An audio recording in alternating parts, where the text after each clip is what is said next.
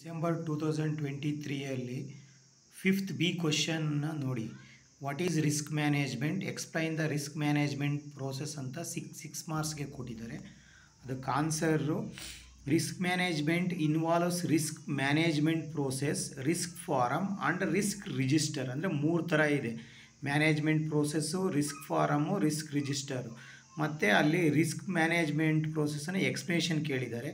ಅದರಲ್ಲಿ this process describes the steps that are required to perform risk management within the project. ಅಂದರೆ ಅದರ project ಒಳಗಡೆ ಏನೇನು risks ಬರ್ತವೆ ಅವನ್ನ ಮ್ಯಾನೇಜ್ಮೆಂಟು ಮಾಡಬೇಕಾಗುತ್ತೆ. ಅದರಲ್ಲಿ ಮೇಯ್ನ್ ಆಬ್ಜೆಕ್ಟಿವ್ ಏನು ಅಂತಂದರೆ the process is to identify the risks and take corrective action so that the risk can be minimise. ಅಂದರೆ ರಿಸ್ಕ್ ಮಿನಿಮೈಸ್ ಮಾಡೋದಕ್ಕೋಸ್ಕರ ರಿಸ್ಕ್ ಐಡೆಂಟಿಫಿಕೇಷನ್ ಮಾಡಬೇಕು ಮತ್ತು ಕರೆಕ್ಟಿವ್ ಆ್ಯಕ್ಷನ್ಸನ್ನು ತೆಗೆದುಕೋಬೇಕು.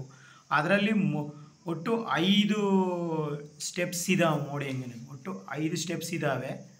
ಅದರಲ್ಲಿ ಏನು ಅಂತಂದರೆ first identify the critical path and non critical risks ಅಂತಂತಂದರೆ ನಾನು ಎಷ್ಟೋ ಸಾರಿ ಕ್ರಿಟಿಕಲ್ ಪಾತ್ ಮೆಥಡನ್ನು ಅಲ್ಲಿ ಪ್ರಾಬ್ಲಮ್ಸಲ್ಲಿ calculation ಮಾಡಿಸಿದ್ದೀನಿ.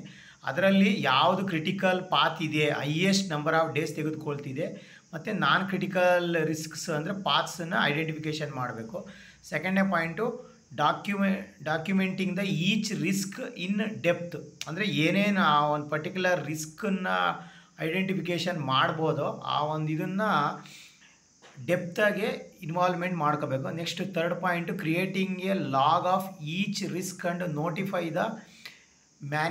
Notify to the management. ಅಂತಂದರೆ ಆ ಪರ್ಟಿಕ್ಯುಲರ್ ಪ್ರತಿಯೊಂದು ರಿಸ್ಕನ್ನು ಮ್ಯಾನೇಜ್ಮೆಂಟ್ಗೆ ಐಡೆಂಟಿಫಿಕೇಷನ್ ಮಾಡಿ ಅವ್ರಿಗೆ ಹೇಳಬೇಕು ಮತ್ತು ಅವ್ರಿಗೆ ಇನ್ಫಾರ್ಮ್ ಮಾಡಬೇಕು. ಫೋರ್ತ್ ಪಾಯಿಂಟ್ ನೋಡಿ, take the actions to minimise the risk. ಅಂತಂದರೆ ಆ ರಿಸ್ಕನ್ನು ಮಿನಿಮೈಸ್ ಮಾಡೋಕ್ಕೆ ಆ್ಯಕ್ಷನ್ಸ್ ಅಂದರೆ ಅದಕ್ಕೇನಾದರೂ ಇದಕ್ಕೆ ಆ್ಯಕ್ಷನ್ಸನ್ನು ತೆಗೆದುಕೋಬೇಕು. ಆಯಿತಾ. ಫಿಫ್ತ್ ಪಾಯಿಂಟ್ ನೋಡಿ, reducing the impact of risk on the project by following the best process. ಅಂತಂದರೆ ಯಾವ ಇಂಪಾರ್ಟೆಂಟ್ ಆ ಒಂದು ರಿಸ್ಕನ್ನು ರೆಡ್ಯೂಸ್ ಮಾಡೋಕ್ಕೆ ಇಂಪಾರ್ಟೆಂಟ್ ಏನಾರ ಬೆಸ್ಟ್ ಪ್ರೋಸೆಸ್ ಇದ್ದರೆ ಅದನ್ನು ಐಡೆಂಟಿಫಿಕೇಷನ್ ಮಾಡಿ ಇನ್ವಾಲ್ವ್ ಮಾಡಬೇಕು. Thank you.